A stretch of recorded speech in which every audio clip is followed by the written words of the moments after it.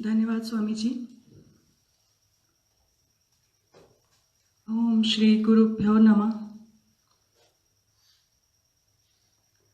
परम पूज्य स्वामी जी और मेरे आयुर्वेद के आचार्य वैद्य हितेश जानी जी के आशीर्वाद से आज हम लोक आयुर्वेद का 10वां सत्र शुरू करने जा रहे हैं और मैं भगवान से प्रार्थना करूंगी कि मेरी वाणी को वो इतना बल दे कि मैं आयुर्वेद के हमारे महान ऋषियों द्वारा कहे गए स्वास्थ्य सूत्रों को आप तक पहुंचा पाऊं।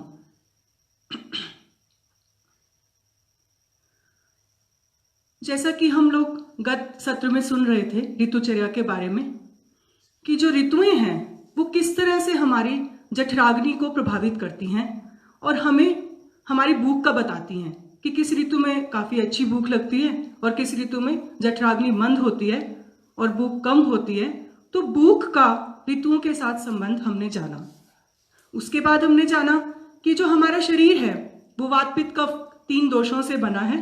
तो अगर वो दोष स्वाभाविक अवस्था में रहते हैं तो हम स्वस्थ रहते हैं और अगर वो विकृत हो जाते हैं तो फिर हम रोगी हो जाते हैं, क्योंकि यही दोष हमारे धातुओं को, हमारी अग्नि को और हमारी मल क्रिया को प्रभावित करते हैं। तो इससे ये हमारे सम अवस्था में नहीं रहती तो हम बीमार हो जाते हैं। ये हमारे स्वास्थ्य की परिभाषा फिजिकल बॉडी के लिए हमारे ऋषि मुनियों ने दी थी। उसके बाद हमारे मन में एक सवाल आता है कि कौन सी ऋतु में क्या खाना चाहिए। तो ये सवाल बहुत आजकल हमारे मन में आता है। लेकिन एक और भी बात है कि आजकल हम बहुत साइंस मांगते हैं, हम बहुत लॉजिक मांगते हैं, ऐसे हम कोई चीज़ पे विश्वास नहीं करते। तो उसे शुरू करने से पहले हम थोड़ा आज का परिदृश्य देखते हैं कि आजकल हम क्या कर रहे हैं खाने में। तो जैसे हम बहुत ऐड देखते हैं, टीवी में आता है खाते जाओ, कैसे भी खाते जाओ, कुछ भी खाते जाओ, तो हम बहुत सुनते हैं।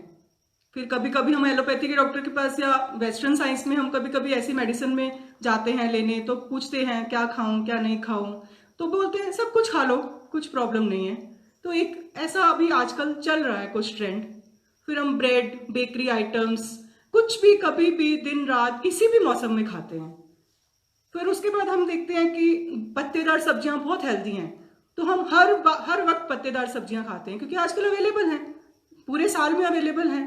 तो पत्तेदार सब्जियां हमें कब खानी चाहिए, कब नहीं खानी चाहिए, कब उसमें कीड़ा लगता है, तो हम तो ये सोचते नहीं। हम तो बोलते हैं ये बहुत हेल्दी है, हर फल सब्जी बहुत हेल्दी है, तो हमें ये खानी चाहिए, हमें इससे हेल्थ मिलेगी। तो ये कुछ चीजें हम आजकल कर रहे हैं आहार के साथ।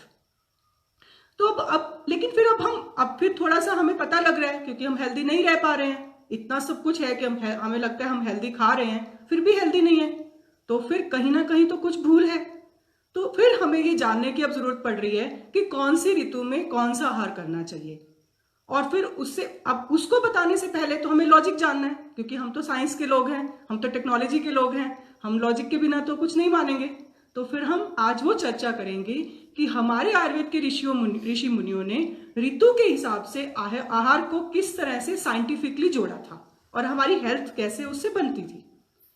तो हम सबसे पहले शुरू करते हैं सर्वम द्रव्यम पंच भौतिकम। ये हम हर वेद में पढ़ते हैं, हम संतों से भी सुनते हैं कि हर सृष्टि की हर वस्तु पंच महाभौतिक है और हमारा शरीर भी पंच महाभौतिक है। तो कैसे, थोड़ा जान लेते हैं। जैसे आकाश तत्व, तो जितने भी छिद्र स्थान हैं, रिक्त स्थान हैं, कान, नाक, गुदा, जो वेकेंट प्लेसेस हैं, खाली प्लेसेस हैं, तो वो आकाश हैं शरीर में। पृथ्वी, कहते हैं ना मिट्टी से बना ये शरीर, तो माटी से बना है, माटी में मिल जाएगा।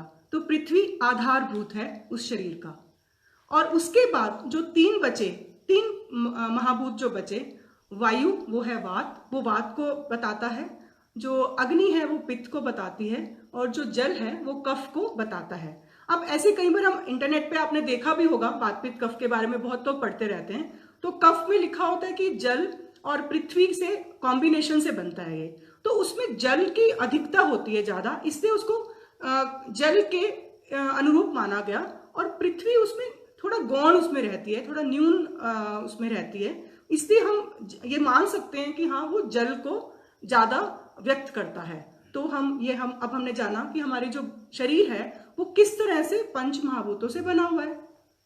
अभी इसी तरह से हमारी पूरी पृथ्वी, हमारी प्रकृति भी पूरी पंचमहाभौतिक है। जैसे आकाश है, हमारे पास पृथ्वी है, वायु है, जल है, अग्नि है, तो यही सब हमारे आसपास भी हमें नजर आते हैं। तो अब हमें, जब हम मौसम की बात करते हैं तो मौसम कैसे बनते हैं? जब पृथ्वी सूर्य की 23.5 डिग्री के कोण पर परिदक्षिणा करती है तो हमें भिन्न भिन्न मौसमों की प्रतीति होती है।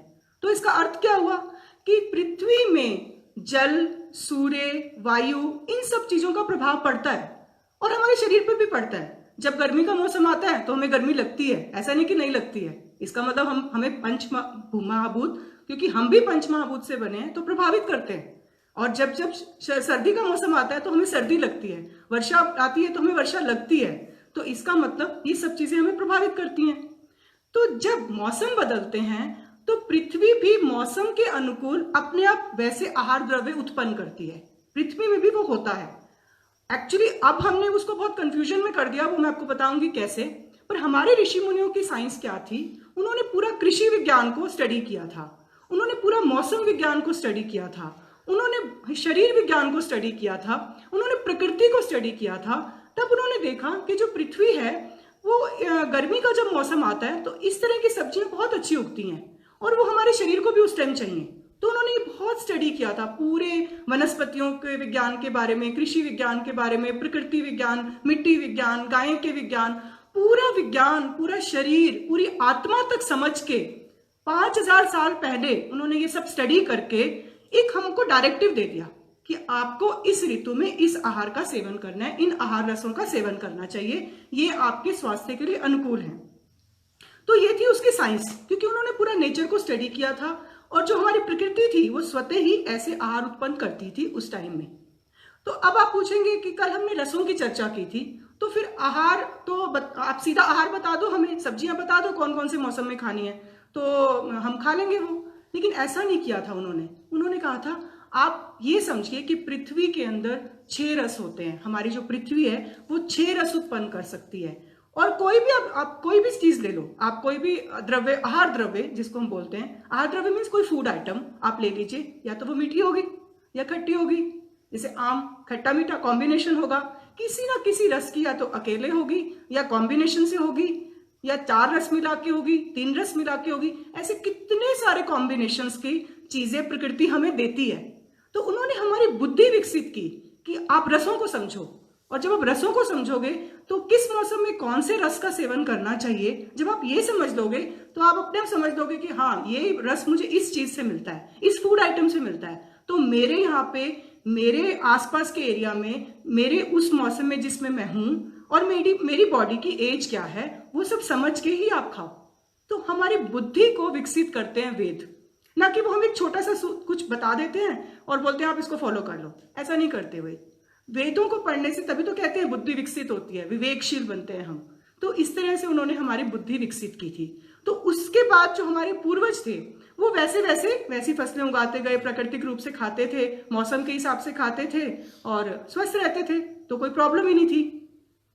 उसके बाद हमने क्या किया, ग्लोबलाइजेशन आ गया, और ग्लोबलाइजेशन आ गया, ट्रांसपोर्टेशन बहुत अच्छा हो गया, कभी भी कुछ भी चीज अवेलेबल हो जाती है, अमेरिका से भी 2 दिन में आ जाती है।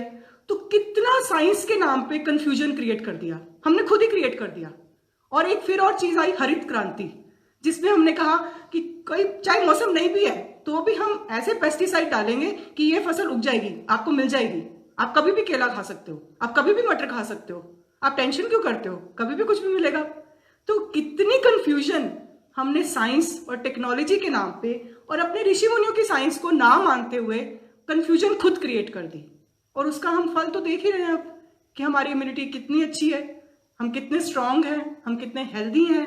यूट्यूब पे कितना सारा ज्ञान है, पर वो कितनी स्कैटर्ड इंफॉर्मेशन है, मतलब वो बिखरा हुआ सिर्फ इंफॉर्मेशन है, वो नॉलेज नहीं है, ज्ञान नहीं है। क्योंकि ज्ञान देने की परंपरा तो गुरुकुल की परंपरा थी, गुरु के पास जाके उनके चरणों में बैठ के उपनिषदों को अध्ययन करना, पढ़ना, हमारी तो वो परंपरा थी। तब हमें वो ज्ञान ट्रांसफॉर्म होता था गुरु से, ना कि हम यूट्यूब पे कुछ भी पढ़ ले तो ज्ञान हो जाएगा। तो ज्ञान की प्रक्रिया ये नहीं थी, वेदों की प्रक्रिया ये नहीं थी। तो जो रियल साइंस थी, प्रकृति से जुड़ी हुई थी, हमारे ऋषि मुनि हमें ने बताया, हमारे ऋषि मुनियों ने हमें, तो वो ये थी आहार के बारे में। तो फिर उन्होंने क्या बोला कि आप आहार कौन सा सेवन करना चाहिए, इससे पहले आपको रसों को जानना पड़ेगा। तो इसीलिए हमने कल रसों की चर्चा की थी। तो वो आगे के क्रम में धीरे धीरे इस पे बात करेंगे, लेकिन आज मैं थोड़ा सा रसों के बारे में और थोड़ा सा पृथ्वी में ये 6 रस कैसे होते हैं उसके बारे में थोड़ा बताऊंगी। फिर कल से हम शुरू करेंगे डिटेल में कि अब हेमंत ऋतु है, तो हेमंत ऋतु की चर्या क्या होनी चाहिए, हेमंत ऋतु में हमारी रूटीन क्या होनी चाहिए, कौन से रसों का सेवन करना चाहिए, कितना नींद लेनी चाहिए, कितना व्यायाम करना चाहिए। तो ये सब हम धीरे धीरे ऋतु के हिसाब से, ऋतु वाइज, हर ऋतु वाइज थोड़ा थोड़ा आगे चर्चा करेंगे। लेकिन पहले अभी हम ना जल्दबाजी करते हुए, क्योंकि हम चाहते हैं कि हमें जल्दी जल्दी सब कुछ मिल जाए, लेकिन हम पहले बेस बनाएंगे, पहले हम समझेंगे कि क्या था आहार, किसको आहार द्रव्य बोला गया। तो जो आहार द्रव्य है वो पृथ्वी स्वतः ही उस मौसम में देती थी। ये उन्होंने स्टडी करके उस हिसाब से हमें बता दिया था कि आपकी बॉडी को इस मौसम में ये अनुकूल आहार है, तो इस तरह की फसलें उगाई जानी चाहिए। इस तरह का मौसम विभाग का उन्होंने पूरा स्टडी किया, कृषि विभाग का स्टडी किया, पूरा करके हमें बताया। और उन्होंने उस पर एक बहुत अच्छा उन्होंने हमारे वेदों में लिखा हुआ है कि पृथ्वी कैसे 6 के 6 रस उसमें पृथ्वी के अंदर ही होते हैं, क्योंकि सारी चीजें तो पृथ्वी से ही आती है ना। आप आम ले लो, पृथ्वी से ही मिलेगा, कोई इमली ले लो, पृथ्वी से मिलेगा, कोई भी फल सब्जी, कोई भी आहार द्रव्य कहाँ से मिलता है, तो पृथ्वी से ही मिलता है। तो उन्होंने बताया था तत्र पृथ्वीयाम षड्विधा, पृथ्वी के अंदर ही 6 रस होते हैं। तो 6 रसों के कॉम्बिनेशन से जो आहार हमें मिलेगा वो कहाँ से मिलेगा, पृथ्वी से ही मिलेगा। तो पंचमहाभूत का पार्ट है वो, और हम भी पंचमहाभूत का पार्ट है। तो क्या हमारा उससे संबंध नहीं है, क्या हम ब्रह्मांड से अलग है। तो आज बच्चे से पूछो कि सेब कहाँ से आता है, तो बोलते हैं मॉल से, क्योंकि उसको पता नहीं होता कि ये सेब कहाँ से आ रहा है। तो इसलिए ये साइंस को जानना इतना जरूरी हो गया है, क्योंकि हमें टेक्नोलॉजी, ग्लोबलाइजेशन, साइंस में जो हम कह रहे हैं कि हेल्दी साइंस, हेल्दी सीजन, सब कुछ हम बातें बहुत कर रहे हैं, लेकिन एक्चुअल साइंस के बारे में शायद नहीं जान पा रहे, इसलिए ये प्रॉब्लम ज्यादा हो रही है। तो अभी हम थोड़ा सा रस को मैं एक बार दोबारा रिकॉल करती हूँ, क्योंकि ये शब्द बार बार यूज होंगे, आगे ऋतुओं में यूज होंगे कि कौन सी ऋतु में कौन से रस का सेवन करना चाहिए। रस मीन्स उस रस के कॉम्बिनेशन से जो आहार बनेंगे, तो आप वो डिसाइड कीजिए कि हाँ अब इन रस को, एक बार रस को दोबारा से याद कर लेते हैं कल का सत्र से पहले। रसा स्वादु अमल लवण तिक्त उष्ण कषाय कहा षट द्रव्यम आशित अस्ते च यथा पूर्व बला वहा। ये सूत्र आयुर्वेद में हमारे ऋषियों ने दिया। तो इसका मतलब है कि 6 तरह के रस जो पृथ्वी उत्पन्न करती है, 6 तरह के रसों के कॉम्बिनेशन से जो आहार उत्पन्न करती है, वो है स्वादु मीन्स मधुर, अम्ल मीन्स खट्टा, लवण मीन्स नमकीन। ये डिटेल तो आप इतना तो आप जानते ही हैं। जो बाकी के 3 रस हैं, तिक्त तो नीम, कड़वा मीन्स, तो उसके बाद है उष्ण, उष्ण मीन्स तीखा, कटु। तो इसका एग्जाम्पल काली मिर्च, सौंठ, तो उष्ण में आते हैं वो। फिर कषाय, कषाय मीन्स कसैला, तो जामुन, आंवला मीन्स जिनको खा के थोड़ा मुंह सूखता है, हमें प्यास लगती है, तो इस तरह के रसों को कसैले रस बोलते हैं। हरी तकी, तो ये कसैले रस हैं। तो हमें क्यों जानना जरूरी है, क्योंकि ये बार बार प्रयोग होंगे। तो उन्होंने ये बता दिया कि ये 6 तरह के रस हैं। षड द्रवम आश्रित अस्ते, तो जो द्रव्य के ऊपर आश्रित है, मीन्स इसी से तो आहार द्रव्य बनते हैं, किसी ना किसी रस का होगा आहार द्रव्य। तो उन्होंने बताया ही था कि जो जिह्वा है, उसका जो जिह्वा से हमें रसना का ज्ञान होता है। जिह्वा जो हमारी ज्ञान इंद्रिय, हम वेदों में भी पढ़ते हैं कि जिह्वा ज्ञान इंद्रिय से हमें रसना का यानी कि रस का ज्ञान होता है। तो उन्होंने उसका श्लोक दिया था, रसो निपाते द्रव्याणाम, मीन्स कैसे हमें रस का ज्ञान होता है जिह्वा से। तो जब कोई द्रव्य जिह्वा से संबंध में आता है तो हमें रस का ज्ञान होता है।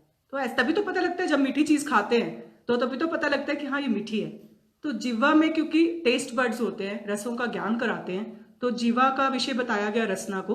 तो इसलिए उन्होंने बताया रसो निपाते द्रव्यानाम, कि जैसे ही कोई द्रव्य जिह्वा के संपर्क में आता है तो हमें उस रस का ज्ञान होता है। तो कभी आम खाते हैं तो कभी खट्टा मीठा लगता है, ऐसा नहीं कि एक ही रस होता है, खट्टा भी होता है, मीठा भी होता है, कभी कभी नमक का भी कॉम्बिनेशन होता है। तो ये सब रस मिला के बहुत सारे आहार द्रव्यों का निर्माण करते हैं। और यही हमारे ऋषि मुनियों ने ये साइंस बताई थी कि कौन सा आहार खाना चाहिए।